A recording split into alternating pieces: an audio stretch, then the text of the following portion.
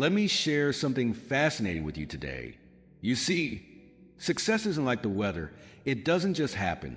Success is more like farming. It follows precise, predictable laws. And here's what's exciting.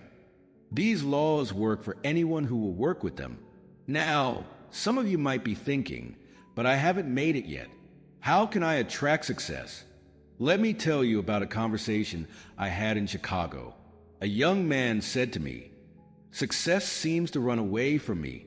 I asked him, "What are you running towards?"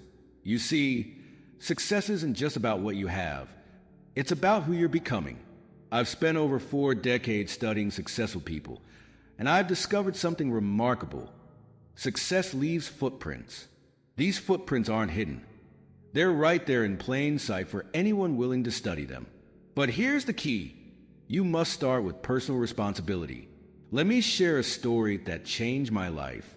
I was complaining to my mentor about my circumstances, the economy, my background, the competition. He listened patiently, then asked me a question I'll never forget. "What are you doing about it?" Those 6 words transformed my perspective.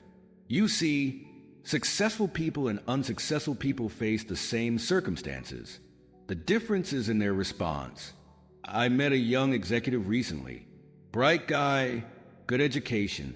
He was telling me how terrible his job was, how his boss was holding him back, how the industry was against him. I asked him, "What was the last book you read about your profession?" He couldn't remember. "What was the last seminar you attended?" He couldn't recall. You see, he was waiting for success to come to him, rather than growing into the person who could attract success. Now, let's talk about goals. But not just any goals, crystal clear written goals. Here's what's interesting. Most people have wishes, not goals.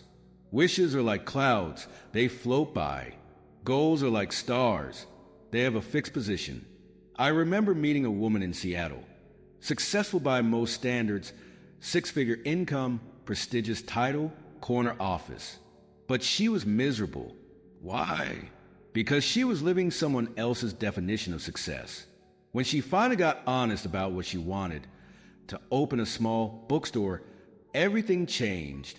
The light came back to her eyes. Her energy transformed. That's what happens when you pursue your own goals, not borrowed goals. Here's something vital about goals. You must write them down. I call this the magic of ink and paper. Something extraordinary happens when you transfer a goal from your mind to paper. It's like signing a contract with yourself. But don't just write them once. I teach what I call the 2x7 principle. Read your goals 7 mornings and 7 evenings for total immersion. But here's where many miss it. Goals without discipline are like a boat without a rudder. Discipline is what steers you toward your dreams. You know what's fascinating about discipline? It weighs ounces, while regret weighs tons. Choose your weight.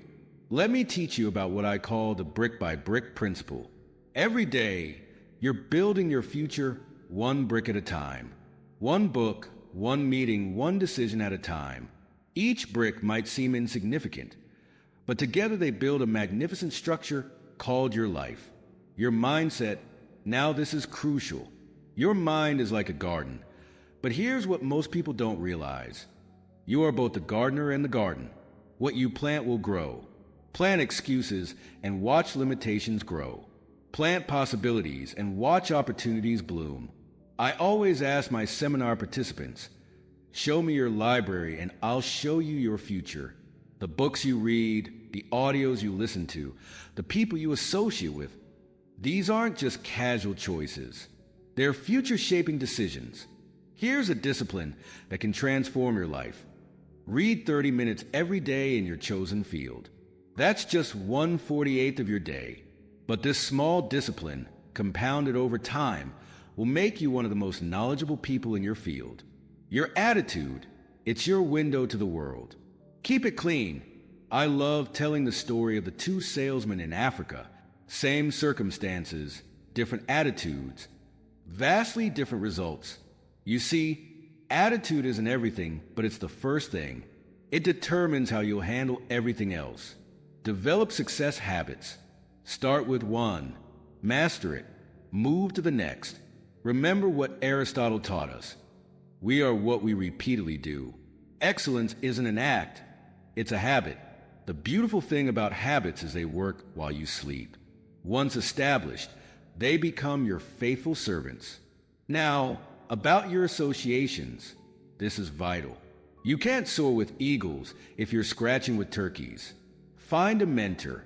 Join a mastermind group. Surround yourself with people who remind you more of your future than your past. Let me teach you something powerful about expanding your network. You see, success is a team sport. I always tell my seminar participants, don't join an organization, join a crusade. When you attend seminars and workshops, don't just sit there taking notes. Make notes of who's taking notes. Those are your people. Now, let's talk about money. Here's something fascinating about wealth. Money is important. You can't go down to the grocery store and say, I'm a nice person, give me the food. But here's what's interesting. I've met many millionaires who were bankrupt in their souls.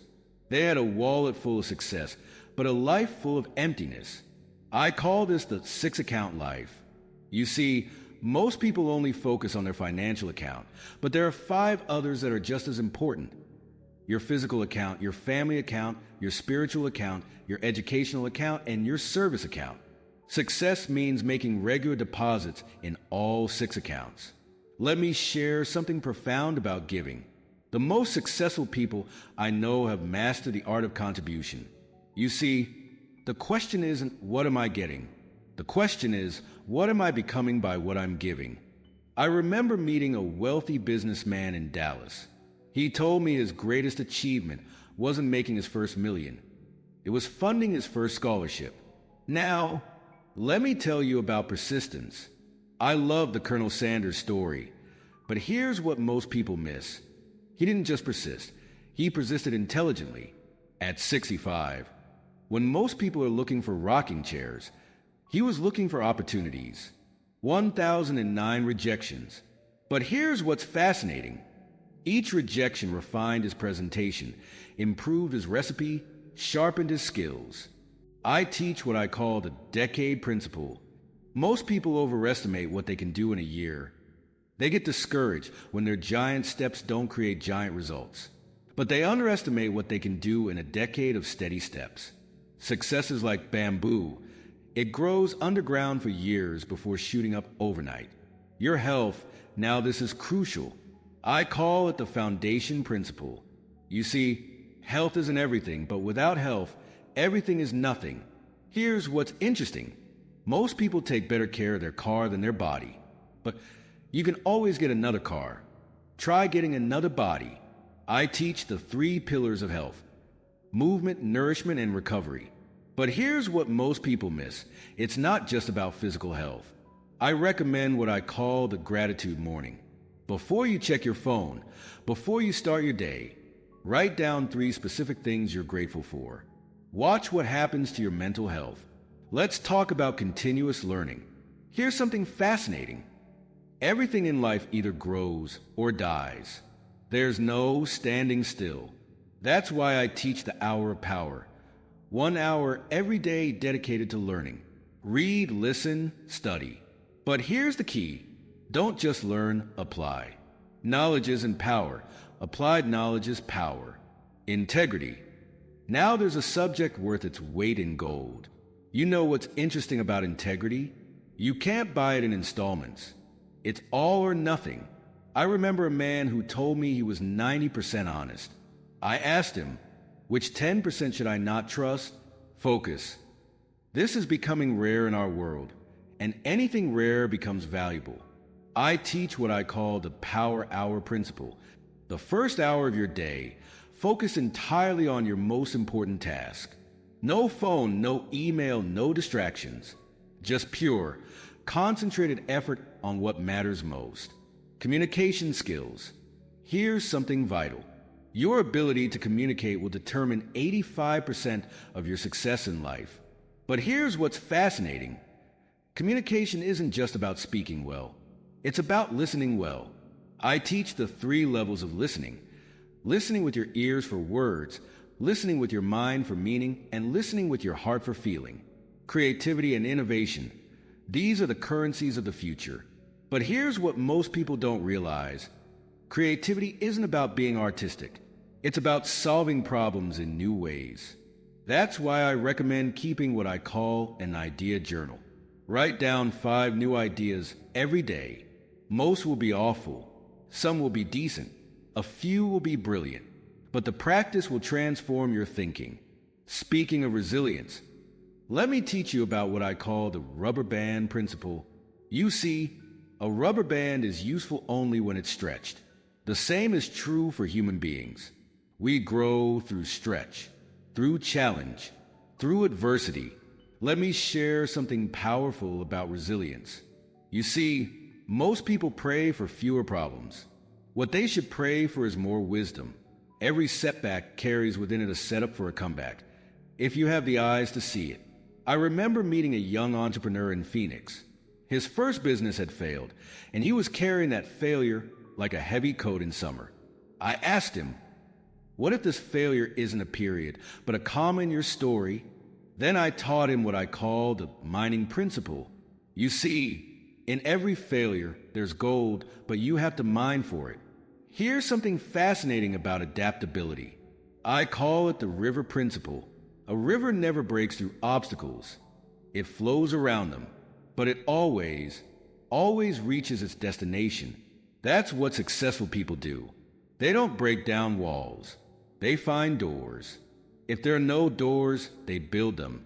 Let me tell you about a friend who owned a typewriter repair company. When computers came along, most of his competitors went out of business. But he understood something profound. He wasn't in the typewriter business. He was in the communication tools business.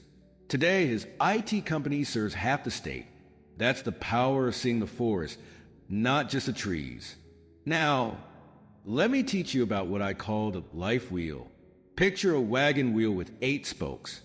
Health, family, career, finances, spiritual, intellectual, social, and recreational.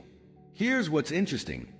If one spoke is broken, the whole wheel suffers. You can be worth millions, but if your health is broken, those millions don't mean much. I teach what I call the role review exercise. Take out a piece of paper. Write down every role you play: parent, professional, friend, community member. Now, rate yourself in each role from 1 to 10. This exercise will show you where your life needs attention. Let me share something profound about time management. Most people spend their time like they spend their money. $1 here, $1 there, and they wonder where it all went. I teach the time log strategy. For 1 week, log every 30-minute block of your day. You'll be amazed at what you discover. Here's something fascinating about visualization. Your mind is like a heat-seeking missile. It moves toward what it focuses on. But here's what most people miss. Don't just visualize the summit. Visualize the climb. See yourself doing the work, handling the challenges, making the tough decisions. I remember working with an Olympic athlete. He didn't just visualize standing on the podium. He visualized every training session, every early morning, every muscle ache. That's the kind of visualization that creates champions. Let's talk about relationships. Here's what's interesting. Your network determines your net worth, but not in the way most people think. I teach what I call the value first principle. Don't network to get something. Network to give something. Success is attracted to value creators. Here's a powerful tool for building relationships: the 3 deep question technique. When someone tells you something, ask 3 progressively deeper questions about it. This shows genuine interest and creates real connection.